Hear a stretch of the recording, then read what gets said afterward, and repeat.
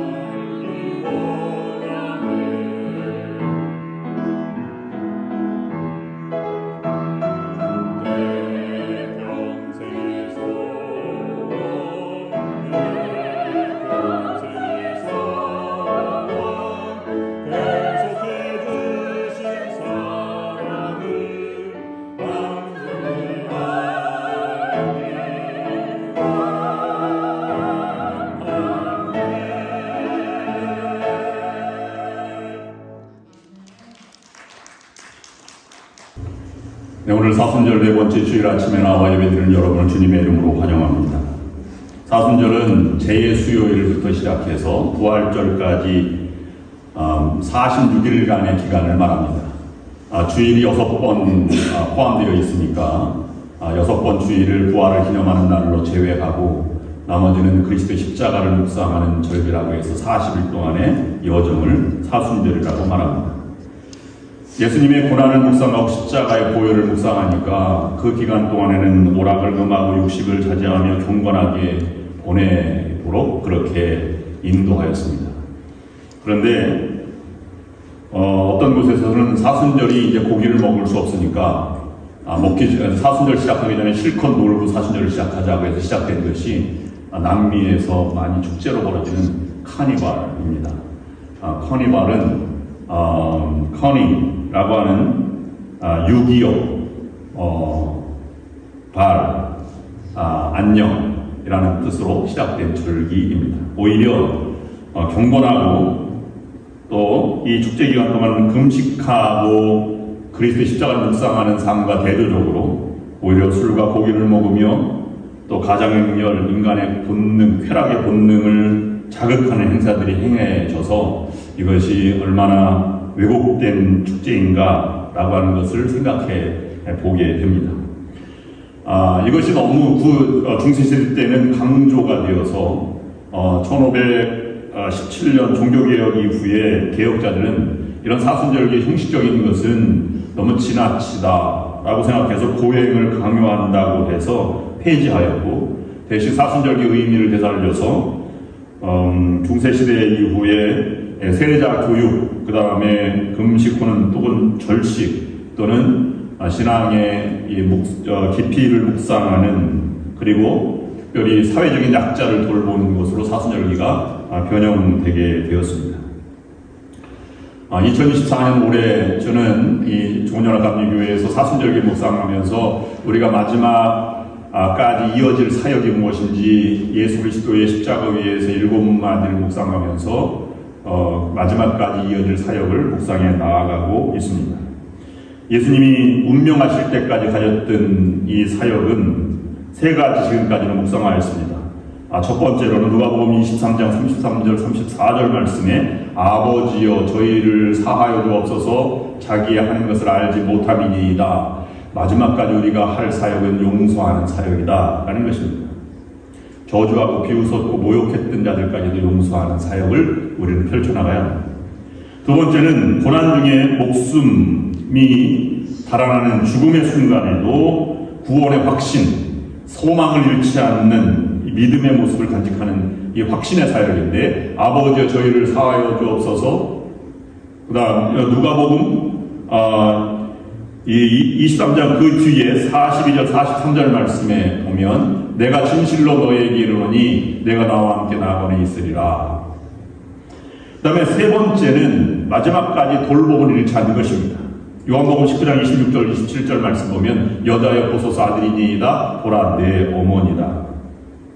인간 사이에 있어야 할 돌봄의 사역을 우리가 묵상하였습니다. 오늘은 네 번째로 분노를 다스리고 분노를 치유하는 사역을 마지막까지 해 나가야 한다는 것을 묵상합니다. 분노를 다스리고 치유한다는 것은 하나님을 전적으로 신뢰하지 못하면 할 수 없는 것입니다. 마태복음 27장 45절 46절 말씀이 이렇게 기록하고 있습니다. 엘리 엘리 라마 사막다니 나의 하나님 어찌하여 나를 버리셨나이까 라는 말씀으로 묵상해 봅니다. 여러분, 어느 때 우리가 분노가 생기느냐 하면 다른 사람이 고통받는 것은 그렇게 큰 분노가 생기지 않습니다. 긍휼의 마음과 안타까움은 있지만 내 자신의 직접적인 피해가 없기 때문에 분노가 생기지는 않습니다. 그러나 내가 손해를 보거나 아니면 나의 자존심을 건드리거나 가문의 명예를 건드리면 사람들은 분노하게 되어 있습니다. 그런 이 인간의 존엄성이 훼손되기 때문에 분노는 당연히 나타나는 것입니다. 그런데 그 분노를 어떻게 다스려야 하는지라고 하는 것에 있어서 우리는 두 가지를 염두에 두어야만 합니다. 첫 번째로는 나에게 찾아오는 분노를 어떻게 다스리며 나아갈 것이고 치유의 과정으로 나아갈 것인가, 그것은 우리의 선택의 과정입니다. 두 번째로는 내가 치유하고 내가 분노를 다스렸다면 다른 사람의 분노에 대해서는 우리가 어떤 반응을 보일 것인가, 어떻게 도우며 치유의 과정에 그를 도울 것인가 라고 하는 것에 두 가지 관점이 있습니다. 여러분, 세상을 살아가면서 화가 나지 않는 사람이 어디 있겠습니까? 분노가 치밀어 올라서 나도 모르게 얼굴이 붉어지고 가슴이 뛰며 입에서 거친 말이 나오는 것은 당연한 것입니다. 그럴 때마다 오늘 예수님의 마지막 절규 중에 이 분노의 절규, 이것을 고난의 절규를 묵상해 보면서 분노의 상태를 치유로 나아가는 사역을 하는 여러분들이 될 수 있기를 주님의 이름으로 축원합니다. 분노의 사역의 첫 번째 단계는 분노를 하나님께 가지고 나아가라는 것입니다. 분노는 두 가지 단어가 합쳐진 것인데요, 분이라고 하는 것은 마음의 화난 상태입니다. 분한 마음입니다. 그건 내재적인 것이라 밖으로 드러나지 않고 그것을 폭발하고 어떤 행동으로 통역으로 언어로 나타나는 것을 노라고 합니다. 그래서 노했다 이런 표현입니다. 그래서 분노는 내 마음의 근본적인 화난과 이런 모습들이 노함이 이 억울함이 밖으로 표출된 상태를 분노라고 말합니다. 근데 분노를 대하는 자세가 두 가지입니다. 그 분노가 있으면서도 분노를 그냥 가라앉히는 것은 화병이 되는 것이죠. 근데 그것을 나에게 풀어버리는 경우가 있습니다. 내가 이러면 어떻게 하겠나, 내가 왜 괜히 살았다라고 해서 자기에게 자학하는 경우가 있는데요. 자신에게 풀어버리면 분노는 자학이 됩니다. 그리고 상대방에게 풀어버리는 경우가 있습니다. 화살을 돌리고 그를 정죄하는 경우가 되었는데 그것은 폭력으로 나타나는 것입니다. 분노는 상대방에게 풀든 자기에게 풀든 제약이 되는 것입니다. 죄를 범하는 것이라 예수님은 그것을 마태복음 5장 23절 24절 말씀에 이렇게 기록하고 있습니다.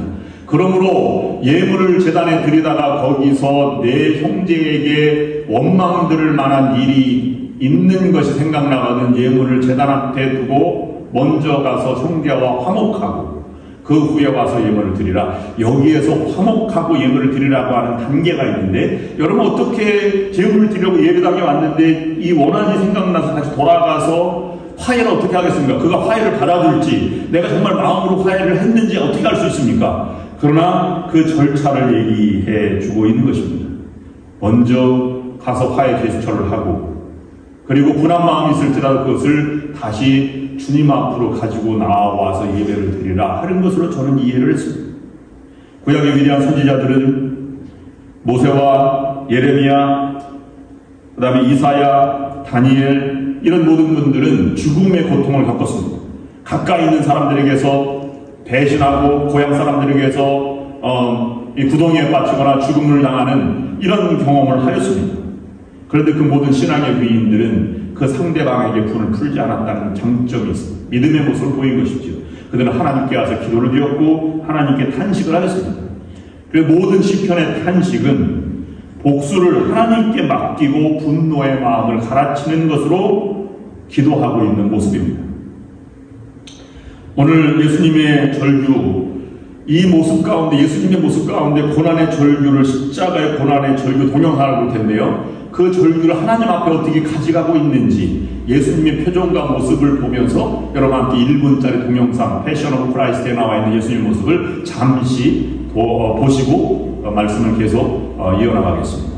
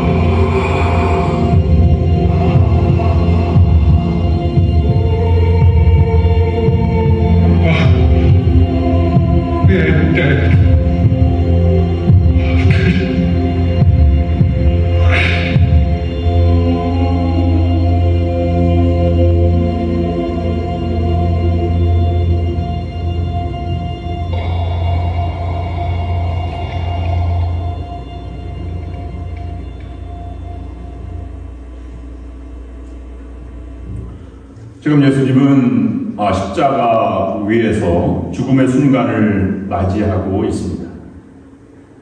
처절한 순간입니다. 그런데 예수님의 이 외침은 원망이나 분노의 표출이 아니라 하나님 앞에 기도하는 내용으로 마지막을 정리하고 있습니다. 자기를 십자가에 달아버린 유대인들 그리고 처형한 로마 군병들에게 분노를 표현하고 있는 것이 아닙니다. 하나님 앞에 처절하게 아뢰고 있습니다. 십자가는 하나님과 인간과의 만나는 자리였습니다. 예수님의 신성과 인성이 교차되는 순간입니다. 엘리 엘리 라마 사막다니 하나님 하나님 어찌하여 나를 버리시나이까. 어떤 사람은 해석하기를 이것은 하나님을 너무 실망해서 하나님께 원망을 드러내는 기도다, 원망을 드러내는 외침이다, 이렇게 해석하는 경우가 있습니다.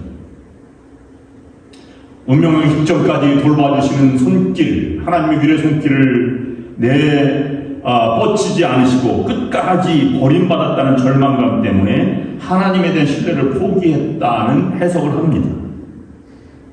이것도 이해는 가지만은, 그러나 하나님 어찌하여 나를 버리시나이까 라고 하는 것에 진정한 기도의 의미를 담아내지 못하고 있습니다. 잘못된 부족한 해석이라고 생각합니다. 이 말씀은 예수님의 절망이나 불신앙을 표현하는 말씀이 아닙니다. 정반대로 그런 절망적인 순간에도 하나님을 놓지 않고 하나님께 기도하는, 모든 것을 위탁하고 사역에 펼쳐 나아가는 예수님의 모습, 이 모습을 우리가 볼 수 있는 것입니다. 마지막 절망의 순간에도 하나님을 붙들고 계신 예수님의 모습입니다. 마치 이것은 어린아이가 너무 잘못해가지고 엄마가 야단칩니다. 너는 내 아들이 아니야, 나가! 라고 막 야단칠 때 아이들은 울부짖습니다. 그럼에도 불구하고 나갈 데가 어디 있겠습니까? 엄마의 치맛자락을 잡고 한 번만 용서해 주세요, 한 번만 용서해 주세요 라고 하는 것과 연결되어 있는 비슷한 이미지라고 생각을 해보았습니다. 이 가상출원의 말씀, 이 말씀은 엘리엘리야 사막다니는 시편 22편 1절 말씀을 인용한 것입니다. 내 하나님이여 내 하나님이 어찌하여 나를 버리셨나이까? 어찌 나를 멀리하여 돕지 아니하옵시며 내 신음많은 소리를 듣지 아니하시나이까? 라는 말씀입니다. 너무 기대했던 것이 무너져서 하나님을 향하여 외치는 울부짖음이라고 하는 것입니다. 인간적인 소망이 끊겨졌습니다. 그럴 때 남아있는 것이 신앙입니다. 내가 어쩔 수 없는 상황 속에서도 하나님을 붙들고 있는지 붙들고 있지 않는지가 신앙의 성숙도의 가름길이 되는 것입니다.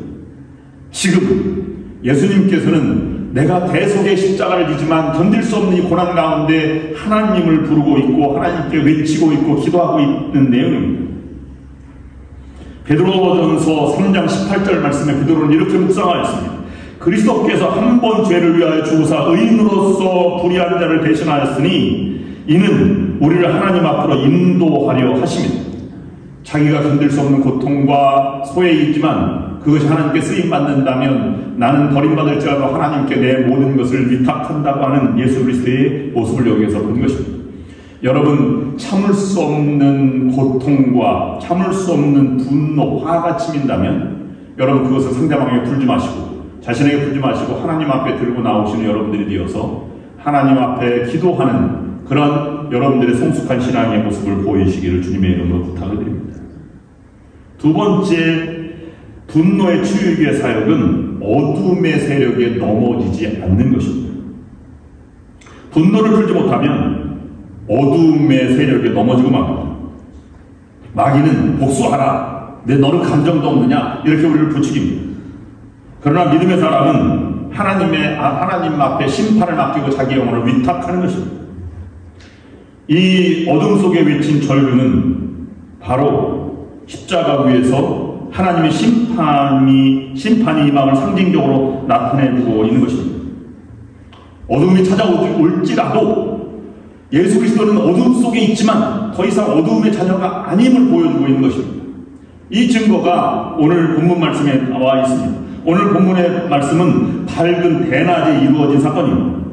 그런데 네 번째 말씀을 할 때에는 어두움이 캄캄한 가운데 예수님의 말씀을 하고 계신 것입니다. 마가복음 15장 33절 말씀에 보시면 이렇게 기록하고 있습니다. 제6시가 되매 온 땅에 어두움이 임하여 제9시까지 계속하더니, 제6시가 되매 라고 하는 말은 유대인의 달력에 연결되어 있습니다. 그 당시에는 유대인의 전통 달력이 아니라 그레고리안 칼렌다를 사용하던 시기였는데 아침 6시부터 하루가 시작되는 것으로 유대인들은 해석을 달리하였습니다. 자정부터 시작하는 것이 아니라 한 날의 시작을 그렇게 시작했다는 것입니다. 오전 7시가 되면 1시이고 3시가 되면 오전 9시가 되면 제6시가 되면 12시가 됩니다. 제6시부터 9시까지 어두워졌다 하면 12시부터 오후 3시까지 어두움 속에서 외친 것이다 라고 말씀하고 있는 것입니다. 하나님의 심판이 드러난 상징이지만 하나님의 심판이 임한 곳에 예수님은 이 마지막 절규를 하시면서 어둠 속에서도 어둠의 세력이 무너지지 않았음을 우리에게 보여주고 있는 것입니다. 언제나 성경은 어두움은 인간의 죄악에 대한 하나님의 심판으로 기록되어 있고 그곳에 무너지는 사람이 있는 반면 그걸 뚫고 나오는 신앙인이 있습니다. 이사야서 53장 5절 6절 말씀에 보면 이렇게 기록하고 있습니다. 그가 찔림은 우리의 허물을 인하며 그가 상함은 우리의 죄악을 인함이라. 그가 그 징계를 받음으로 우리가 평화를 누리고 그가 채찍에 맞음으로 우리가 나음을 입었도다. 우리는 다 양 같아서 그릇 행하여 각기 제 길로 갔거늘 여호와께서는 우리 무리의 죄악을 그에게 담당시키셨도다 라고 말씀하고 있습니다.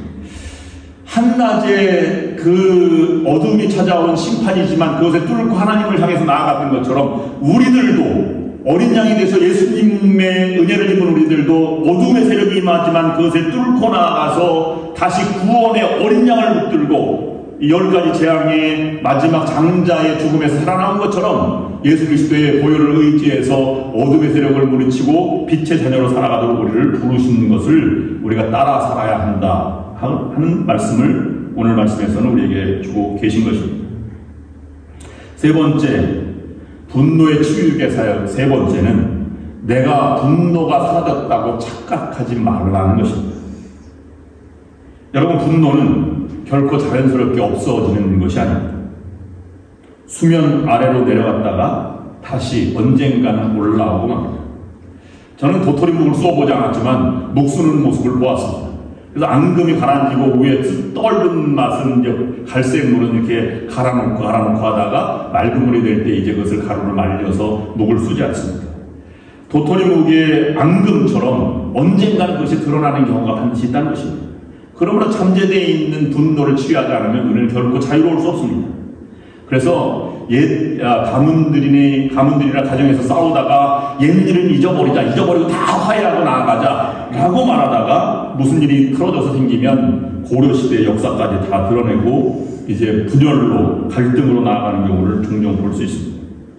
그러므로 분노의 해결은 신앙의 관점, 하나님의 은혜와 하나님을 만나지 않고는 분노가 해결될 수 없음을 우리에게 보여주고 있는 것입니다.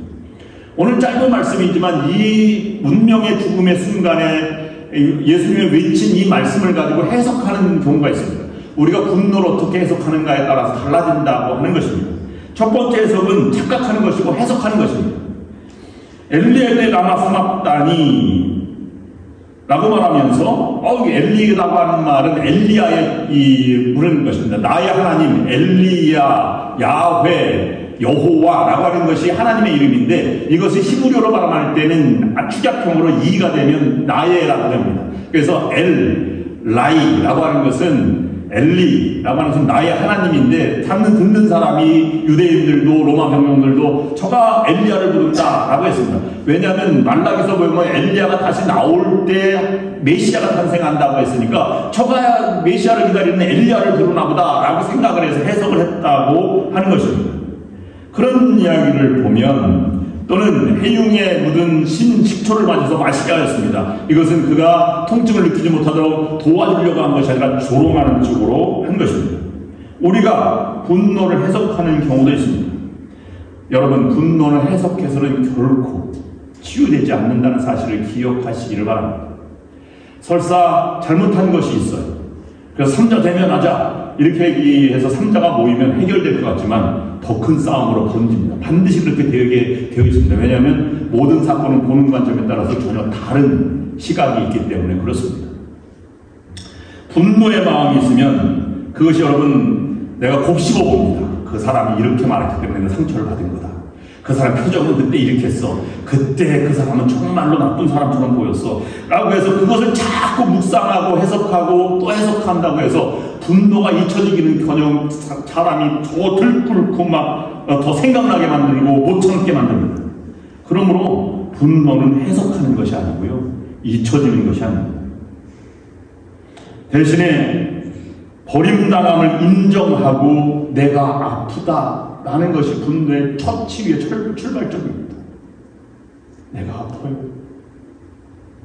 여러분, 성경의 모든 말씀은 예수님이 하나님을 부를 때에는 하나님 아버지라고 불렀습니다. 그래서 아버지 나의 죄를 용서하여 주옵소서 아버지라고 부르게 하셨느냐. 유일하게 한 번 예수님이 하나님이라고 부른 부분이 있는데 오늘 이 십자가에서 외친 나의 하나님 이 본문만입니다. 왜 그랬습니까? 아버지가 아들을 버렸어요. 아버지라고 부를 만한 자격이 없어졌습니다. 그럼에도 불구하고 신앙을 놓지 않는 예수님을 그린 것입니다. 하나님, 내가 아픕니다. 이것이 치유의 첫 번째 조건이 된 것입니다. 모든 죄를 덮어쓰시고 우리와 같은 죄인이 되셔서 완전히 버림당하게 된 사실을 예수님은 몸소 실천하고 있는 것입니다. 여러분, 병은 아니고 라고 하는 말은 그 치유의 과정이 있기 때문에 그런 것입니다. 아픔을 호소하고 그 아픔이 있을 때 다른 사람이 아파본 사람의 것을 내려 손길을 감싸주고 치유의 과정에 들어가는 것입니다. 그런 아픔을 호소했다고 해서 치유받는 것이 아닙니다. 그것은 더 큰 예수 그리스도의 은혜를 체험한 사람만의 치유, 분노를, 화를 회복하고 치유할 수 있는 것입니다. 여기에서 버리셨다라고 하는 것을 영어로는 forsaken이라고 말하는데 처절하게 버린다는 것을 말하는 것입니다. 남편이 아내를 버리듯 부모가 자식을 오죽했으면 버렸을까 그렇게 버리듯 인정에 얽매이지 않고 버린 삶이 된 것입니다. 그래서 대리적으로 버림받는 것이지만 철저히 버림받는 것에서 이것을 묵상하면서 우리가 그리스도의 은혜가 내 분노와 화보다 훨씬 큼을 인정하고 하나님의 은혜, 구속의 은혜를 경험할 때만이 나는 내 분노가 그만큼 크지 않구나, 견딜 수 있는 것이구나 라고 하는 것을 경험하게 된다는 것입니다. 나홈서 1장 6절 말씀 보면 이렇게 나홈서 때는 묵상하였습니다. 누가 능히 그 분노하신 앞에서 서며 누가 능히 그 진노를 감당하랴. 그 진노를 불처럼 쏟으시니 그를 인하여 바위들이 깨지는도다. 예수 그리스도의 분노에 담당하는 모습들을 그리면서 그 분노가 나를 위해 희생하신 것을 은혜를 묵상하면 우리는 분노는 사라지게 되는 것입니다. 어떤 사람이 속도 위반으로 판사 앞에 즉결 재판을 받게 되었습니다. 100불의 벌금을 물도록 판결이 나왔습니다. 그러나 그 남자는 그만큼 돈을 낼 수 없는 아주 불우한 형편임을 알았습니다. 이때 측은히 여긴 판사가 판사복을 벗고 아래로 내려가서 그 사람이 100불을 쥐어주면서 벌금을 내십시오 라고 하고 다시 올라가서 판사복을 입고 이렇게 외쳤습니다. 벌금 100불을 내주셔서 감사합니다. 이제 당신은 죄가 없으니 자유롭게 돌아가시기 바랍니다. 예수께서 십자가의 고난을 받는 것은 이렇게 대속 십자가 은혜를 경험한 사람만이 진정으로 치유의 과정에 들어갈 수 있다라고 하는 것입니다. 그러면 마지막 네 번째 분노의 치유의 사역의 역사는 네 번째 분노를 가지고 살아가는 자를 하나님의 은혜로 돌보는 사역에 우리가 참여해야 한다는 것입니다. 돌볼 때 우리의 아픔도 치유되고 회복되는 것입니다.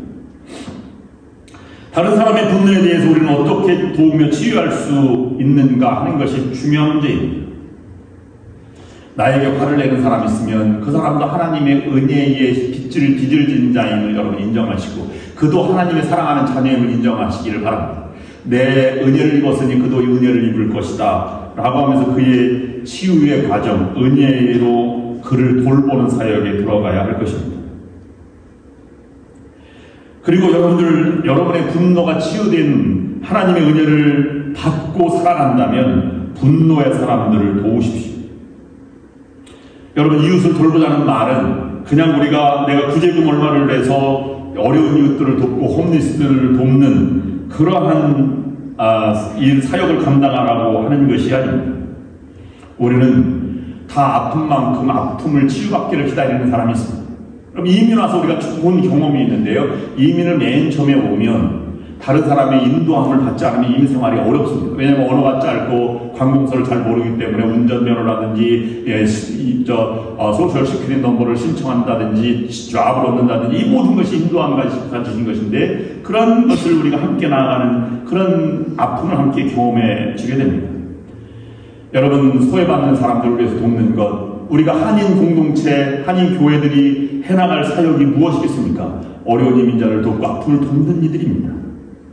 더 나아가서는 한국 문화 속에 살아가는 자녀들도 얼마나 아픔이 있습니까? 그 자녀들을 돕는 사역에 우리가 나아가야 할 것이고, 또 유학생들은 얼마나 더 이민자보다 더 처절합니다. 그들은 잡을 잡을 수도 없고 어려운 형편 가운데 하루하루 살아가는 삶을 모습 보면서 미래에 불투명한 것을 어떻게 헤쳐나갈지 암담한 현실을 바라보면서 살아갑니다. 그들을 우리가 어떻게 도와주어야 할지를 우리가 고민해 보아야만 하는 것입니다. 우리가 아픔을 살아갑니다. 아픔을 가지고 살아가는 통증이 있습니다. 그러나 분명한 것은 예수 그리스도의 십자가 위에서 이 분노의 치유의 사역에 참여한 사역을 우리 다시 한번 묵상하면서 우리는 나만 아프다, 내가 정말로 치유할 수 없는 아픔이 있다라고 하는 아픔을 호소하기보다는 하나님의 은혜를 경험하는 것이 먼저요. 그 경험한 것이 있다면 이제 우리가 어둠 속에, 분노 속에, 그늘 속에 살아가는 사람이 되어서는 안 됩니다. 하나님을 부르고 빛의 삶을 살아가는 것입니다. 그래서 요한일서 1장 5절 말씀에 사도 요한은 이렇게 묵상하였습니다. 하나님은 빛이시라 그에게는 어두움이 조금도 없으십니다. 여러분들도 빛 안에서 사시다가 빛 안에서 삶을 마감할 수 있어야 합니다. 나야 하나님 어찌하여 나를 버리셨나이까 절규하셨던 예수님께서 어두움의 절망 속에서 우리를 대신 심판을 받아주셨습니다. 이제는 우리는 어두움의 세력을 벗어나서 빛의 삶을 살아가게 되었습니다. 여러분, 빛 가운데 살아가셔서 치유하시고 소망을 주시고 이웃을 사랑하며 살아가시는 여러분 모두가 될 수 있기를 주님의 이름으로 축원합니다. 기도하시겠습니다. 믿음 안에서 승리하게 하시고 어려움에 처할 때마다 기도하게 하며 살아가게 하옵소서. 말씀을 들고 하나님이 주신 꿈을 안고 한 주를 힘차게 출발합니다. 지나온 세월 때마다 은혜로 인도하여 주신 것처럼 이어지는 한 주간의 삶을 주님께서 친히 인도하여 주시옵소서.